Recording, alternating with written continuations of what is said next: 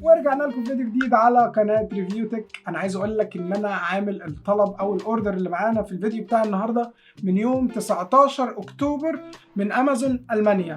لسه واصل النهارده وقلت لازم نصوره كده على السريع ونفتحه مع بعض. النهارده هنشوف نظره سريعه كده على الهواوي واتش فيت 2، ومن رايي هي احسن ساعه موجوده في السوق دلوقتي في فئه ال 130 دولار.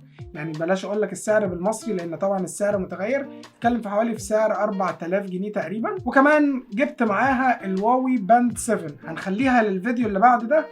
ولكن النهارده تعالى ناخد نظره سريعه على الهواوي واتش فيت 2، وكالعاده معاكم محمد ابو اليزيد قناه ريفيو تك، ويلا ندخل في تفاصيل.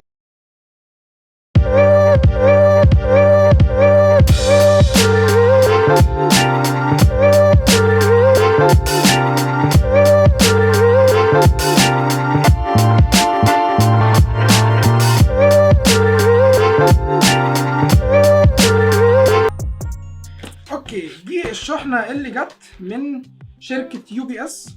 واللي ما يعرفش شركه يو بي اس هي شركه شحن بالظبط زيها زي الدي اتش ال. الاوردر ده بقاله كتير في الجمارك بصراحه، يعني انا بقالي كتير قوي طالبه، وان شاء الله يطلع ايه يعني زي ما يكون متوقع.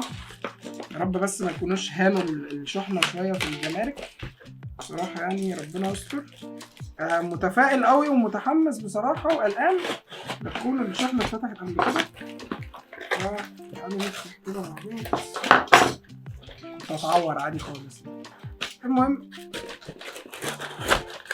ان شاء الله ايه الحاجات دي تطلع بالسنه.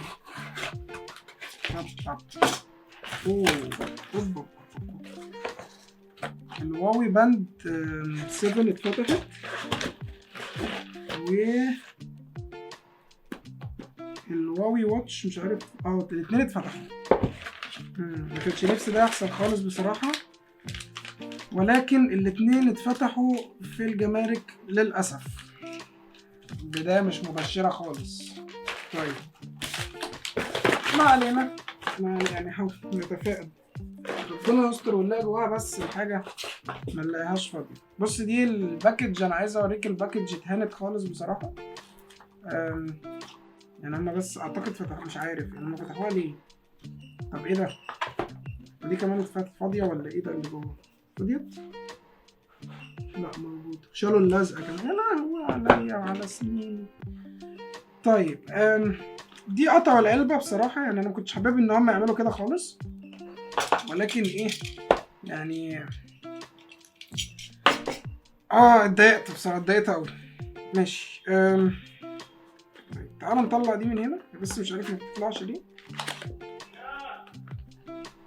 ايه ده الشاحن فين؟ خدوا الشاحن ولا ايه؟ الو يا صاحبي.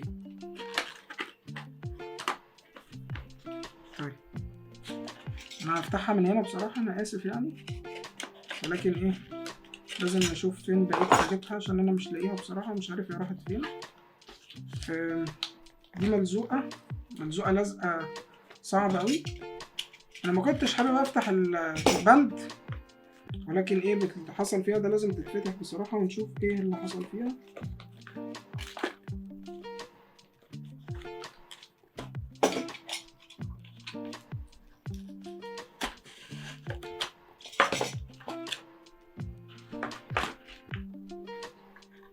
ماشي، البند اتفتحت. ودي حاجة صعبة بصراحة، يعني حاجة رخمة اوي، مكنتش حابب ان افتحها بس ولكن ما علينا. فتحوها. انا اتضايقت اوي بصراحة. اتفتحت في الجمارك للأسف، ما كنتش حابب ان حاجة زي كده تحصل، ولكن انا عايز اتأكد بس اشوف الشاحن جوه. طيب تمام الشاحن جوه. طيب احنا دي ممكن نخليها لفيديو تاني، هي اتهانت شوية معلش، ولكن ايه يعني هنساس امورنا بيها كده. هحط لها كمان بالمشقلب، يعني المفروض تبقى كده طبعا بالمشقلب. تمام شكرا، يعني شكرا ان دي اتفتحت.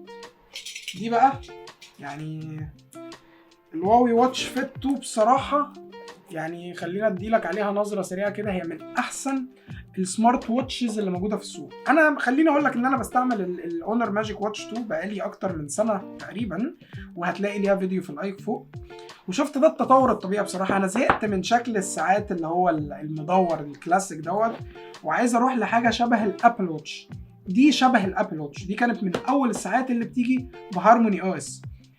تفرق كتير قوي عن الواوي واتش فيت 2. يعني دي فيها مايك وسبيكر بتعمل منها مكالمات، مش عارف التانية كان فيها اس بي او 2 ولا لا. ولكن انا من زمان كان نفسي اجيب سمارت واتش تبقى واخده شكل الابل واتش اللي هو الشكل المربع ده، بغض النظر عن الشكل البيضاوي دوت المدور ده، انا زهقت منه بصراحه. فدي طبعا بتعمل منها بلوتوث كولينج. البطاريه بتاعت الواوي زي ما احنا عارفين بتبقى من افضل البطاريات اللي موجوده في السوق. اما للاسف فتحوها وشالوا من عليها الستيكر. متضايق قوي والله. يعني شالوه بص وفي عليها تراب. يعني انا مش عارف هم كانوا بينحتوا بيها في الصخر ولا ايه اللي حصل، بس يا رب ما تكونش متجرحه يعني او حاجه. تمام اتفتحت. عموما انا عامل الباكج او الاوردر دوت من امازون المانيا. هنا عندك ناحيه فيها الكتب والمانيوالز اللي ما بتتقريش، كلنا طبعا عارفين الكلام ده. وهنا عندك الشاحن بتاعها. طبعا انا هطلع ده كله لان انا بصراحه هبدا استعملها دايركت. يعني انا هبدا استعملها مكان الواوي الاونر ماجيك واتش 2 اللي معايا دي. بصراحه مش حابب استمر مع دي كتير، خلاص يعني كفايه عليها، قعدت معايا كتير قوي بصراحه. فتعالوا نخلي دي على جنب ونبص على منظر الشاحن. ده شكل الشاحن. وبصراحه دي في منها الوان كتيره، في منها مثلا اللون اللبني، في منها يعني متطربه ليه كده يا شباب؟ انتوا لبستوها ولا ايه؟ انت لبستوها في الجمارك اتلبست؟ لو اتلبست قول لي، مش هتفاجئ. انا مش هتفاجئ. هو انا ليه حاسس ان انا ماسكها بالمشقلب؟ هي كده. حاسس ان البازل اللي فيها فوق اكبر من اللي تحت ولا ايه؟ مش عارف، يعني فيها حاجه غلط. ولكن ما علينا، كنت فاكرها اكبر من كده. بص منظر الهارموني او اس، شكل الاوبريتنج سيستم بتاعها حلو قوي. وده الشاحن بتاعها بيعجبني فيها انها سموزنس قوي اكتر من العاديه. يعني انا العاديه بتاعتي ما فيهاش السموزنس ديت بصراحه. بتدعم اللغه العربيه بشكل كامل، تقدر تشوف منها النوتيفيكيشنز بتاعتك. بص ده الشاحن ما بيركبش كده، بيركب كده. والشاحن بتاعها متين جدا بصراحه يعني. ماشي. من مميزاتها بقى انها بتدعم اللغه العربي عادي خالص. بتقدر تعمل منها كولز، بتقدر انك تشوف ضربات القلب، كل الكلام المعروف الجميل اللطيف دوت. ماشي. ده شكلها لطيفه قوي. عايزين نعمل لها بقى فيديو مراجعه تفصيليه طبعا، يعني بغض النظر عن الانبوكسنج السريع دوت. يعني ده مجرد انبوكسنج. بصراحه انا كنت ناوي اخلي دي بس اللي في الانبوكسنج، ولكن بما ان معانا الواوي باند 7 اللي هي اتهانت شويه مني بقى معلش، عايزين برضه نفتحها نلقي نظره سريعه عليها كده. بصراحه الباند دي من اقوى الباندات اللي موجوده في السوق من وجهه نظري. دي هي دي، ولكن الفرق ان دي ما بتدعمش مكالمات. يعني الباند 7 ما بتدعمش مكالمات، ولكن هي برضو بتشتغل بهارموني او اس. نفس الكلام. لازم طبعا تتشبك على الموبايل ونشغلها. بص دي برضو فيها سموزنس حلوه بصراحه، يعني من افضل الباندات اللي موجوده في السوق. هنبقى نعمل فيديو مفصل عن كل واحده فيهم لوحدها، ولكن انا النهارده حبيت ناخد نظره سريعه كده مع ان الباكج اتهانت شويه، ولكن بصراحه عجبني قوي. الاثنين طبعا شاشاتهم اموليد. دي بتدعم برضو انك تقرا من عليها النوتيفيكيشنز، بتدعم عربي عادي خالص. والحاجه الوحيده اللي ما بتعرفش تعملها من دي هي المكالمات، يعني ده اللي بيفرق دي عن دي. طيب على السريع كده اسعارهم ايه؟ الواوي باند 7 سعرها في السوق $50. $50 دي بقى ترجمها حسب بلدك، لان طبعا السعر بيفرق من بلد للتانيه. ودي سعرها في السوق $130.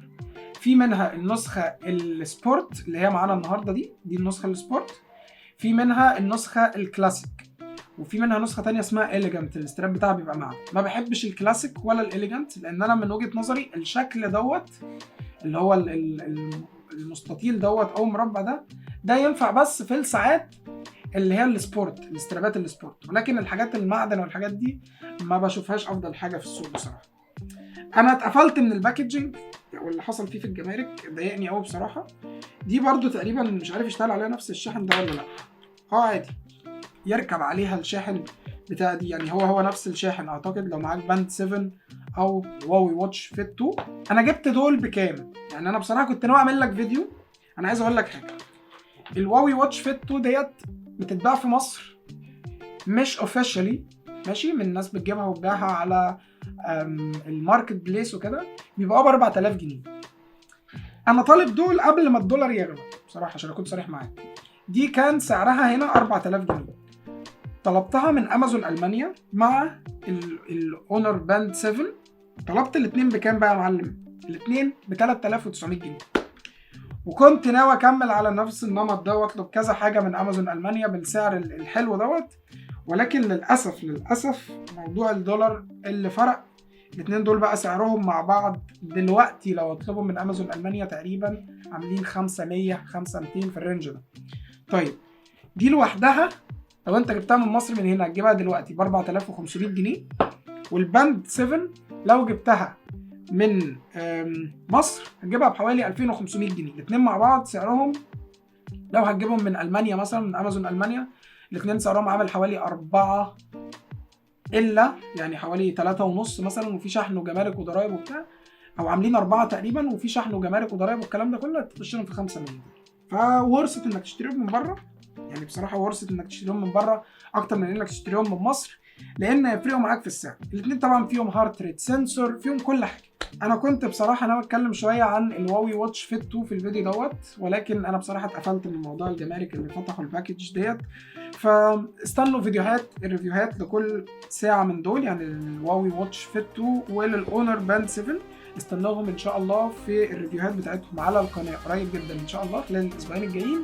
وبس كده، كان معاكم محمد ابو اليزيد قناه ريفيو تك. يا ريت لو الفيديو عجبكم ما تنسوش تعملوا لايك للفيديو، سبسكرايب في القناه وتفعلوا الجرس عشان اي فيديو يوصلكم على طول، ونتقابل في الفيديو الجاي والى لقاء اخر ان شاء الله. سلام.